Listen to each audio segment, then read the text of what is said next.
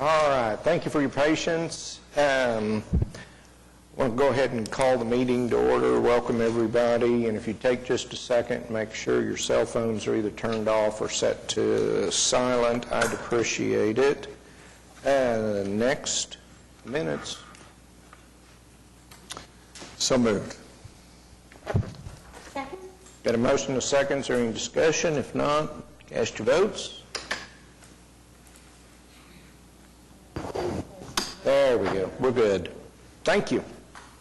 Okay, Kathy, continuances, please. We have several today. We have item number 4, case number 13805 is requesting a continuance to December 5th. Case number 5, item number 5, case number 13781 is requesting a continuance to December 5th. Item number 13, case number 13807 is asking to be withdrawn. And item number 14, case number 13598, is requesting a continuance to January 16th. Anybody here on those cases? Do we have a motion? So moved. Can I ask a question before we do this? John, you're here on number 14, I take it. I am, just to see if anyone else appeared. I'm asking for it to be continued. Where are we on this? The reason we've continued it is because it relates to the Nichols Hills Gymnasium project. Yes. And most recently, the most recent action taken was Monday night at the school board, where the bids that had been let and accepted and acted upon previously by the school board, all of that was rescinded by the school board. So they're basically starting over again.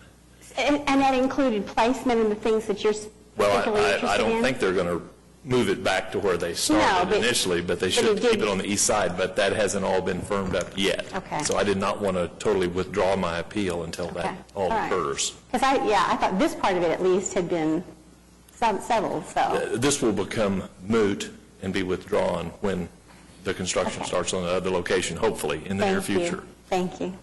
Thank you very much. Okay, motion and seconds. Is there any discussion? If not, cast your votes. Okay, we're good. Next, we have requests for continuance from the public. Okay. Kathy, I'll let you call. Item number 1, case number 13653, 13655, and 13656, request for use variance of Barron Exploration Company for permit to drill 3 oil gas wells located at 5501, 5505, and 5507 North Stinchcomb Avenue. Somebody here from Barron? Do we hear from him? Haven't heard from them. Is it okay if we just move that to the bottom, see if somebody shows up? Do we have to have a separate vote on that? Yeah. Just move it to the bottom? Okay. Let's take up number 1 last. Okay. Okay. Do you need I'm sorry. Item number 2 also. Number 2, It's thank the same. you. Okay. Let's go to number 3. Item Kathy. number 3, case number 13815, application for special exception of Todd Schoenrock to allow the continued use of a mobile home to serve as a temporary second dwelling to relieve a medical hardship located at 10017 South Peebly Road. Applicant here? Would you come on up, please?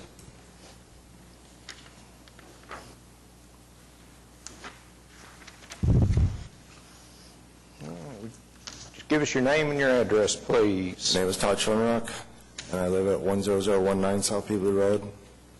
Are you aware of any protesters, complaints, anybody, any of your Not that I'm aware neighbors? of.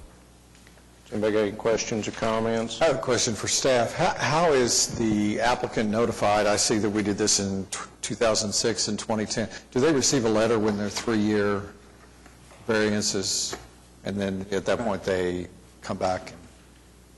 We track it through a computer program, and when the 3 years comes up, we send a letter, or a inspector will drop by with a reminder. Okay. Make a motion to approve. Motion seconds. Is there any discussion? Cast your votes, please. All right, you're good. Thank you.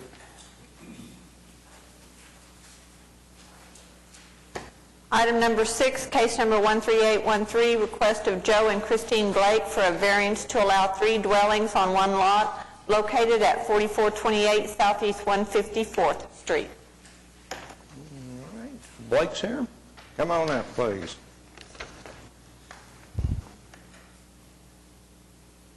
Joe Blake, 4428 Southeast 154th, Oklahoma City. All right. Does anybody have any questions? I read the report. Yeah, the staff report indicates that the 3 homes have been there for a number of years, correct? Yes, we bought it that way. And the addition of the storage building not really an issue. Are you aware of any complaints from No. neighbors, any protests? Had nobody say anything to us about it. The house has been there longer than most people that are there. All right. Some questions, comments? If there's no more discussion or no more questions, I would make a motion to approve the application. A motion and a second. Is there any discussion? Not. Cast your votes. Okay. Thank you, sir. Item number 7, case number 13814, request of G&C Holdings for a variance to the sidewalk requirement located at 4500 South Council Road.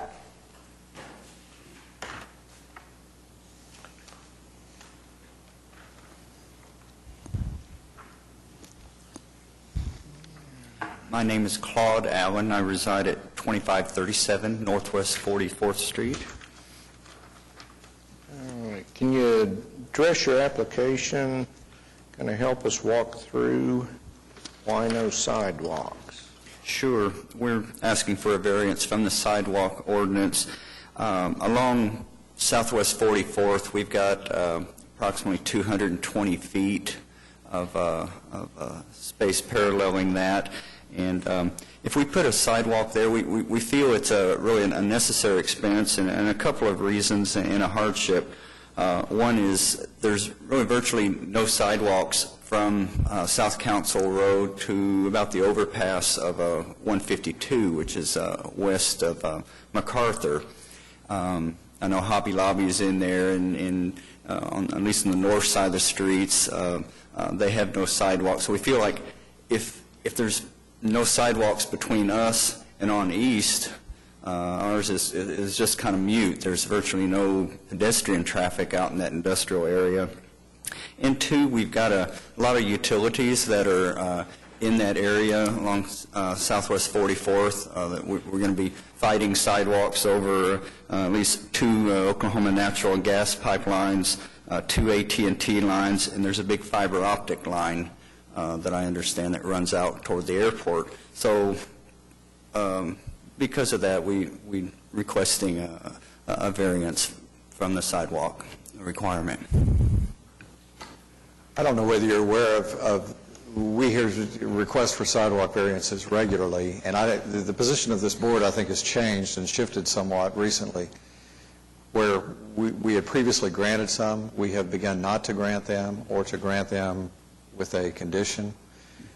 In the staff report, the city is reminding us that the requirement for sidewalks is to complete a usable network of sidewalks, and that when we grant a variance that creates a permanent gap in that network, then we've probably defeated the intent of the ordinance. And while we understand what the circumstances are, I think we might look at a variance that's conditioned to the present use, so that we're not forever saying that no sidewalk, because years down the road we're not sure what may or may not happen in that area. Sure.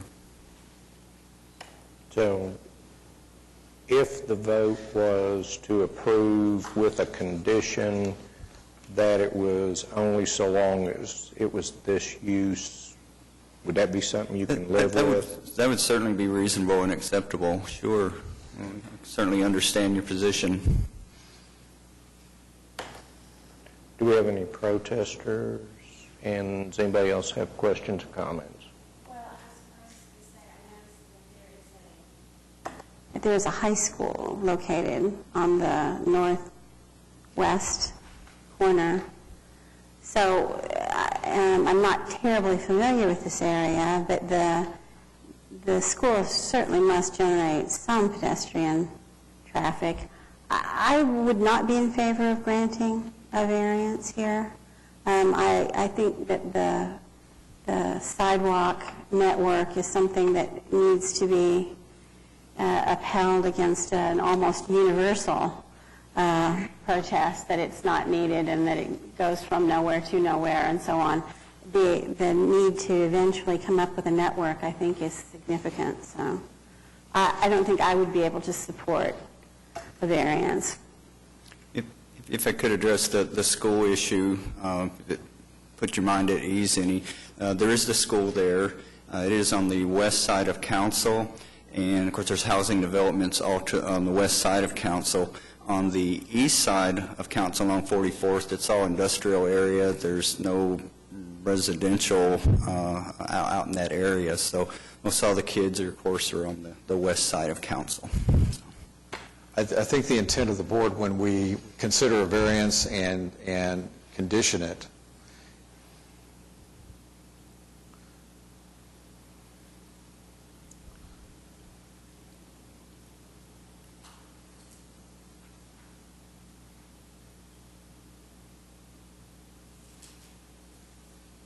when we consider a variance and condition it, the purpose is not to forever eliminate the requirement that the sidewalk go in, but simply to acknowledge the reality that at the present time, for various reasons, and sometimes it's topography or other factors, that it may be impractical. It is not to relieve the applicant of the hardship of the expense or of doing it. And when we granted earlier variances, we realized that we were forever creating that patchwork that we don't want to do. But sometimes, and I am familiar with this area, this area on the south side is all businesses, and then you've got the school and you've got neighborhoods to the north, and so it's been our way of seeking middle ground to acknowledge that circumstances right now may warrant considering a variance, but for sure we don't want to forever create a variance that says you never, under any circumstances, would have to put a sidewalk there. So that's been our position. I mean, I understand yours.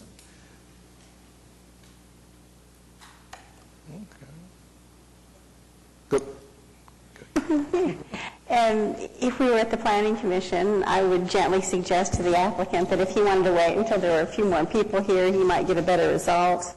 Now, I could not support a variance, and so I think given that there are only 3 of us here today, that's sort of outcome determinative in and of itself. But I am also the newest member of the board, so, I don't know if it's appropriate for me to suggest that he may want to continue the case, but that would be my suggestion nonetheless. Yeah, that's very appropriate, because depending on how a vote might go, he might be automatically continued. Are you reading between the lines? Could we receive a continuance then? Is that what I'm hearing? That's what they're saying. A full board is 5 members. Oh, and Janice is telling you she's not going to support your application. I understand. think, at this time. Sure. So if you request a continuance to the December 5th meeting, I think you would find that we could support that. Sure. We'd Is love that to your do request? That. Yes, it is. I would make a motion to continue this case until the December 5th meeting. All right, Thank you. motion and a second to continue. No discussion, cast your votes. There Thank you go. you. We'll see you.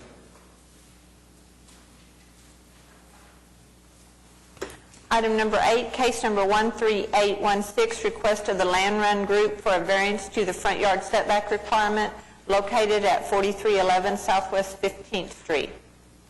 Okay, state your name and address, please. I'm Julie Landes, and I represent the applicant. Okay. And this is the 4th in a series of hotels that are going in along Southwest 15th Street. The SRODD voted this morning to approve our application and also to approve the request, I guess, for our variance here this afternoon. Really and truly, there's only one spot on that little narrow lot to place the hotel, and with the way the street angles in conjunction with the way the river kind of comes to that funky little curve behind meeting all the other SRODD requirements. The front lot setback, there was no way to meet it. Not only is the street in front angling, you also have a City of Oklahoma City lift station with the accompanying easement right there in the front. In addition, the other 3 hotels to the west have a very large setback. I believe the rules changed at some point. There was a 50-foot landscape barrier that's no longer there.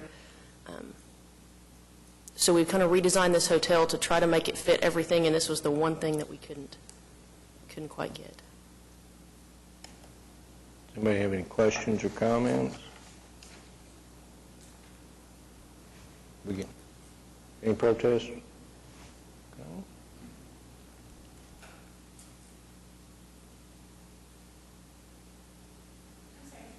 Did you say that the Scenic River Overlay Design District people did in fact vote to approve this design? Yes, this morning.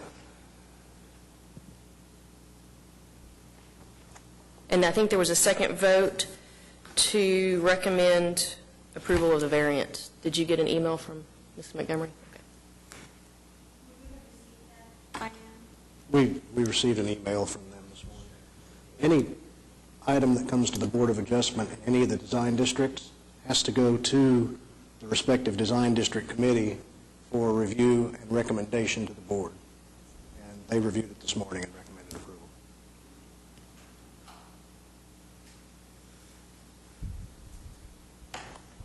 So your footprint of the hotel is going to line up roughly with the other ones? With what? We're going to line up roughly with the other hotels that are out there.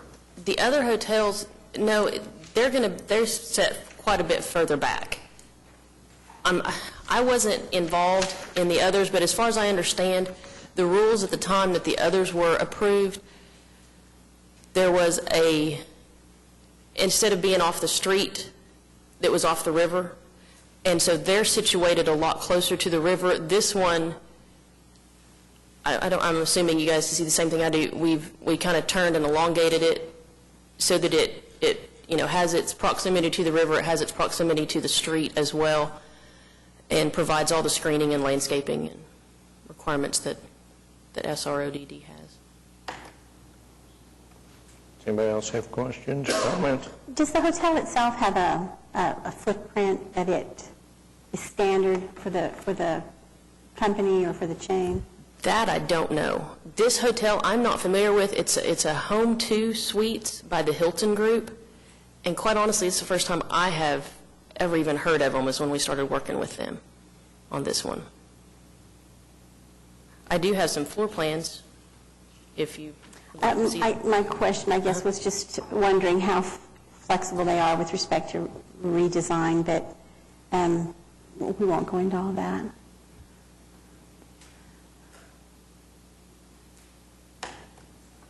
Anybody else have questions, comments, protests?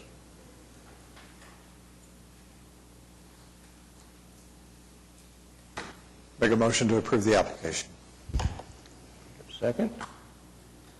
Based on the recommendation of the design review committee, Okay, got a motion second. Any other discussion? If not, cast your votes. You're approved.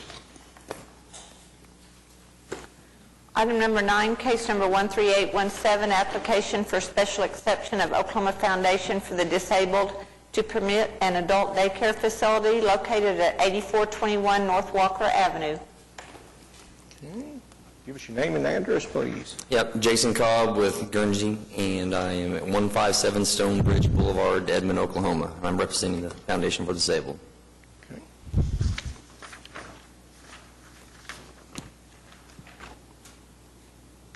I read the report. Does anybody have any comments or questions? Need anything? Is there any protest to the application? Nobody signed up? Are you aware of any? I'm not aware of any, sir. Okay.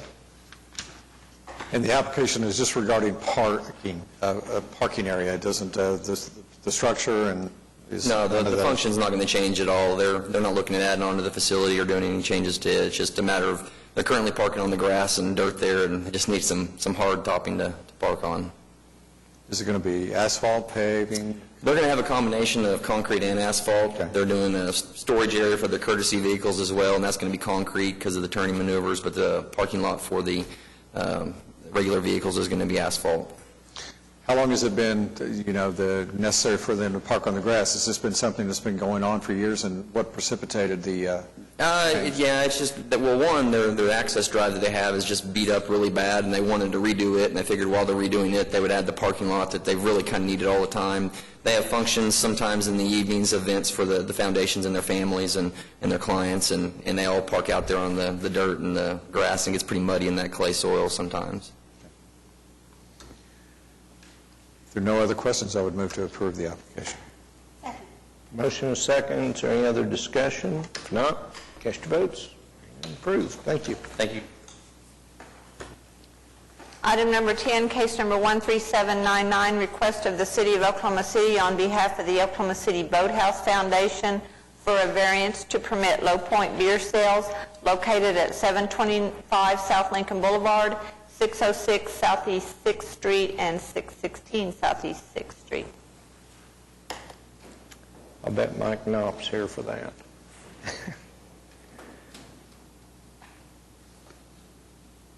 He's on the phone. All right, is he coming? Here we go, he's coming back.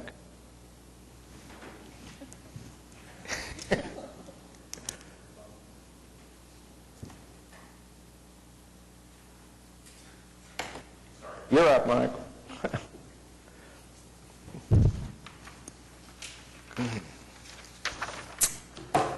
Hello, Mike Knopp with the Oklahoma City Boathouse Foundation.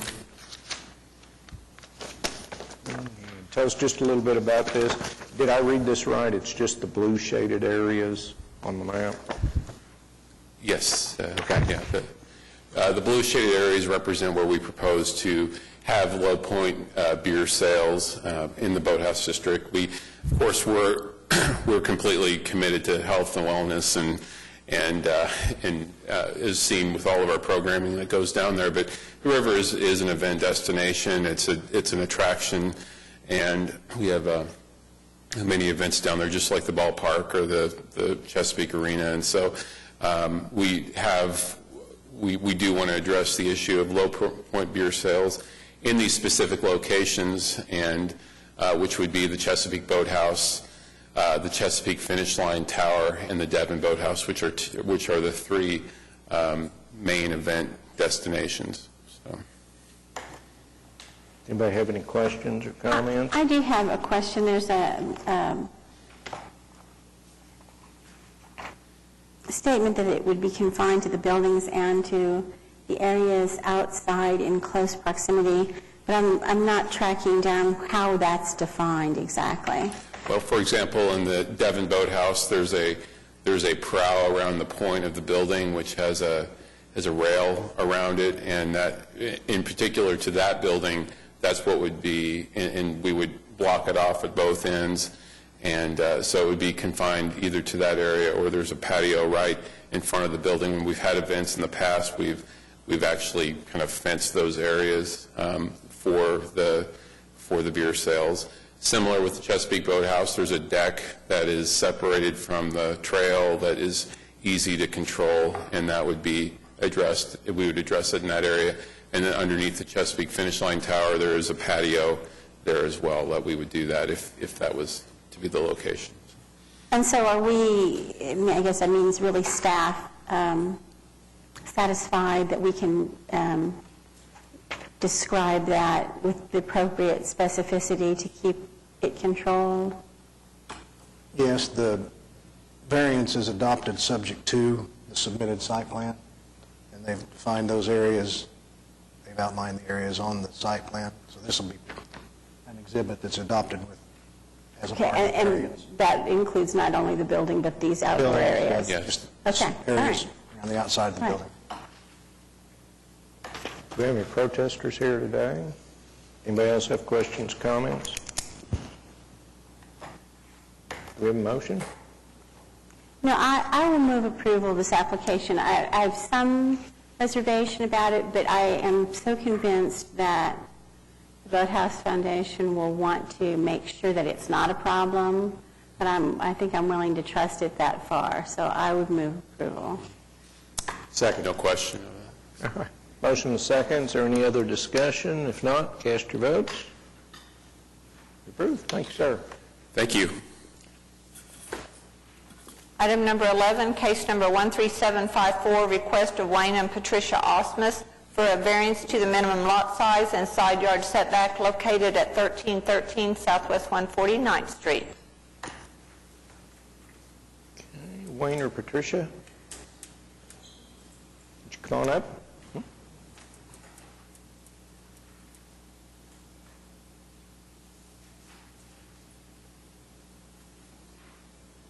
My name is Wayne Osmus, and I live at 1313 Southwest 149th Street.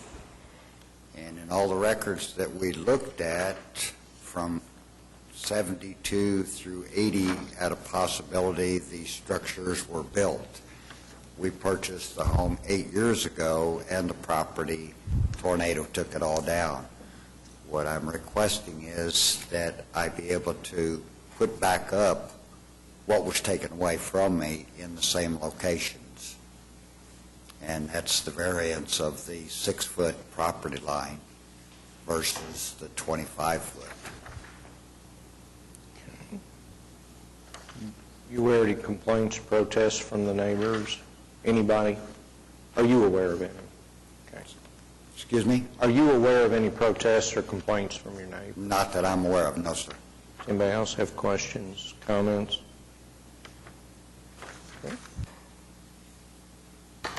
Make a motion to approve the application. Okay. Got a motion and a second. Is there any other discussion? If not, cast your votes. You're approved. Thank you. Item number 12, case number 13310, review of the variance of Michael Pate to the fencing and hard surface paving requirements located at 525 Southwest 4th Street. Oh, glad to be back after 3 years. Michael Pate here with Century Security out of Columbia, South Carolina. We filed for and granted a variance 3 years ago to secure this yard for Blumenthal Companies. Just went by and spoke to Harry Brown today because basically I think the city staff asked how things were going over there, and Harry wrote me a letter which I will be glad to share with everybody. 3 years ago, the Blumenthal facility at 504 Southwest 4th Street was having customers' vehicles broken into regularly. I believe we had 13 occurrences over a 2.5-month period. We hired security staff, put up cameras, and captured a suspect from the back at one point, but could not quell the break-ins. We turned to the Electric Guard Dog Fence Company, and they placed within our existing fence boundary a state-of-the-art electric security fence with an alarm with cell phone capability. That has prevented any further break-ins or any other customer vehicle issues within our protected fence area. Our neighbors, and we have a few, love the security fence and lighting, and we have had 0 complaints. Regards, Harry Brown, General Manager, the Blumenthal Companies. Do we have any protests on this one? Does anybody have any questions? I would have one Yes, sir. request, please. I do believe that we have actually amended the code here since then to allow the use of electric security fences without having to come to the board. Only in the industrial zoning districts. Okay, is this industrial zoning? I don't even No, know. this is downtown business district, I believe. Okay, so we have to go through the 3-year on this one all the time then? Okay. No other questions from me. Okay. Anybody have any? And so if we grant this, we're granting it still for a period of years, or are we changing our mind about that? What you're doing is just, it was granted with a caveat that it come back to the board to be reviewed to see if there have been any impacts. And so if you approve it, it won't come back again. The impact appears to be positive, that it has solved a problem that was persistent before that, and there's no protesters present. I would make a motion to approve the application. Got a motion and a second. Any other discussion? If not, cast your votes. You're good. Thank you.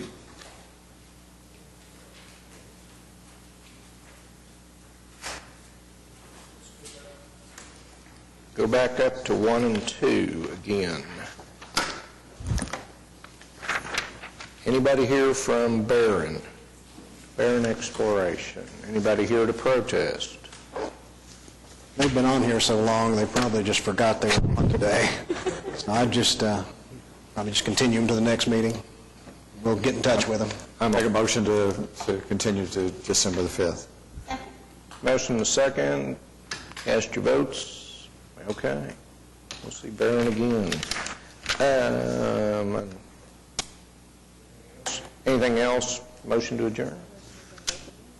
Wait a minute. I'm sorry. Was that just for item 1? That's what I heard. Okay, so we need... 1 and 2. Do you want to do, do we need to do both of them separate? Yes. Oh, I'm sorry. Okay, we did number 1. Make a motion to approve case number 2 to December the 5th. Okay. Motion to second. Cast your votes. Okay.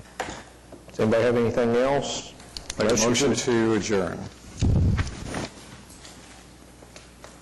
Oh, second. Okay, motion to second. Cast your votes. There we go. We're done. Thank you.